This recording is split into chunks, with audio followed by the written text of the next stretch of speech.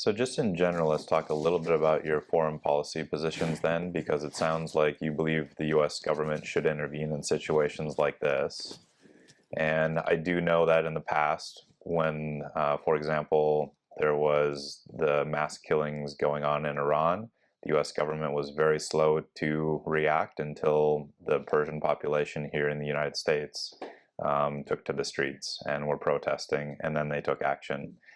So just in general, where do you think U.S. foreign policy should be? Should we intervene in situations like this where there are injustices going on? Because it's not just Bangladesh, it's not just Iran, it's all over the planet. In Africa, a lot, lots of genocides and bad things happen there too. So what's your stance on U.S. intervention, both militarily and humanitarian? Let's talk about militarily first. I believe U.S. intervened in Bangladesh that led to the situation. There are enough indications that say it is U.S. intervention that led to the ouster of the democratically elected government in Bangladesh. And I know historically this is a contention that a lot of Americans have, which is that our government is doing things behind our backs and intervening in these democratically elected governments throughout the world. It sounds to me like you would pull back on the deep state, we'll call it, to make the term simple, from executing those kinds of operations overseas. That is really necessary, right? For not just for America, for mankind. They said Iraq had a bomb, and then they went and destroyed the country, killed thousands of people. Oops, there was no bomb, right? We spent a lot of money, thousands of lives were lost. Our own people too, our own troops too. Why? What for? Right? Similarly, good, bad, ugly, we've intervened in Afghanistan.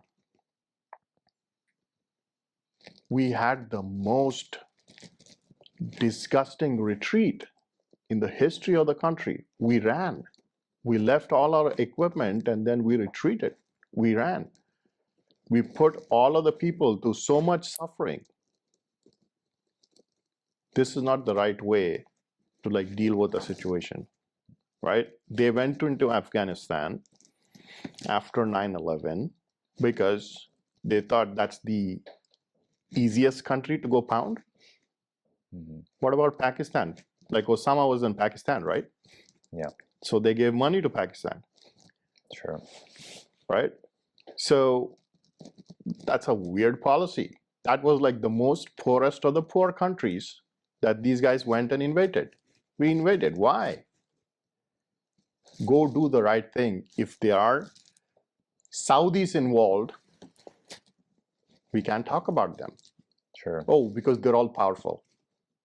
So it sounds like you'd be in favor of exerting more congressional control over decisions involving international conflicts? 100%. Okay.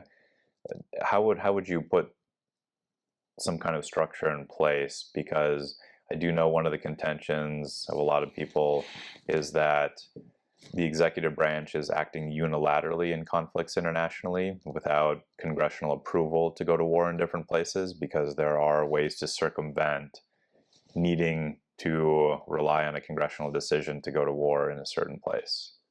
So how do we repair that mechanism in Washington, D.C.? It's got to be a top-down, bottom-up, inside-out cleaning of the way our Congress functions, the way our executive branch operates, and there's got to be limits on what a president can do unilaterally or not, right? And especially when it involves foreign conflicts.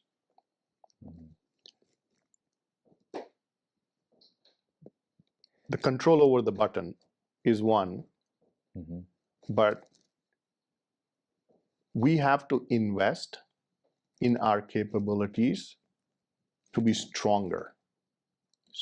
Like, no wars, increase your strength, be stronger, and prevent wars across the globe. So it sounds like you'd be in favor of using the power of the purse to restrict the ability of the executive branch to operate overseas without congressional approval. Yeah.